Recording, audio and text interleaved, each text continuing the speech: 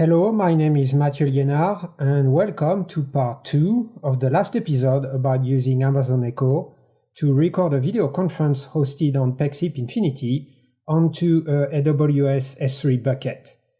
In this part 2, I will explain you the behind the scenes of the demo. The setup is the same than in the previous behind the scenes video on streaming. We have meeting participants connected to the Pexip Infinity conferencing node installed in the AWS cloud on an EC2 instance. Through Amazon Echo, the host starts the Alexa skill controlling the Pexip video conference and instructs it to record the meeting. This triggers a Lambda function, which connects to the Pexip management node using REST APIs. Like before in the streaming demo, through a series of interactions between these components and the host, the system determines which meeting it is supposed to record. Once it has figured that out, it starts the appropriate MediaLive channel and launches a step function which monitors this channel. The function also stores into a table in AWS DynamoDB some metadata about the recording, like the meeting name and start time. In the meantime, the step function loops until the channel is started. Once the MediaLive channel is started and the function detects it, it launches another Lambda function. This other Lambda function connects to the Pexip management node through REST APIs, which instructs the conference node to send the media to the recording channel. And the media channel stores the media in an S3 bucket. So at this point, the video conference is being recorded into multiple files in an S3 bucket. When the host stops the recording, the system goes again through a series of interactions to check which recording to stop. The Lambda function on one side instructs the Pexip management server to disconnect from the MediaLive channel, and on the other side stops the MediaLive channel, which stops the recording into the S3 bucket.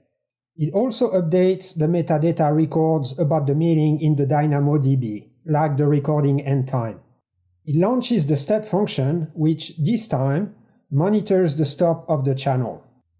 So it loops until it detects the channel has gone back to an idle state.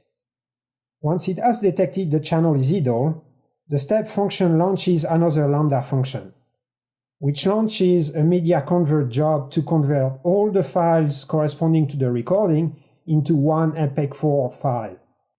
The media convert job gets the files from the S3 bucket and stores the result file back into it. The third Lambda function also updates the metadata about the recording with the output file name and URL. Then, a user accesses the recording portal, which consists of a web page and JavaScript stored into a S3 bucket. When the user consults the recording, a GET method is sent to an API gateway, which launches a Lambda function. That function consults the metadata in the DynamoDB table.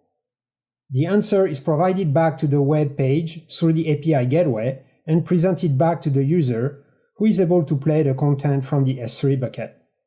So these are all the pieces I use to record the video conference into a S3 bucket, get the metadata about the video conference, and correlate them with the recording so we can figure out which video conference corresponds to which recording, and get a portal for the users to play back the recordings. There are a lot of things which could be improved in this demo. An obvious one would be to stop the recording even if the conference is ended without ending the recording. Like in real world, you would expect the system to, when you stop the meeting, to stop both the recording and the meeting. While in this demo, you have to stop the recording first, then stop the meeting.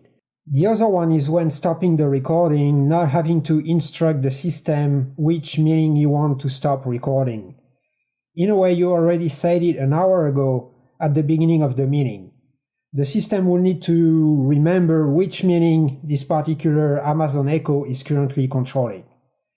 But again, the purpose here is not to demo a full-blown product, but to demo what's possible. So that's it for this behind the scenes. I hope it was helpful. In the next episode, we will also record our meeting, but this time into MediaStore instead of an S3 bucket.